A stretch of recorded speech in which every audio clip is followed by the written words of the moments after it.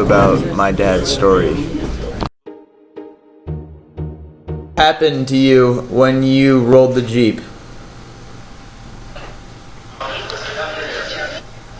Well, when I rolled the Jeep, I was in a field, and I had two people in the car with me, and when we hit a mud bump, the two girls flew out, and I stayed with the Jeep. And then I stayed in the Jeep while it rolled, and then the Jeep rolled over on my body, and it broke my neck and it broke my face. What happened was a floating face, but if you break your face away from your skull.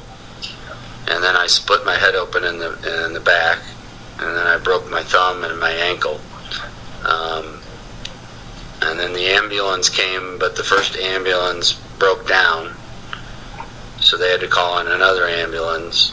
And then when I got to the hospital, I had lost several pints of blood, so they had to infuse blood into me. And then since I had taken so much damage to my head, they couldn't operate for a couple weeks.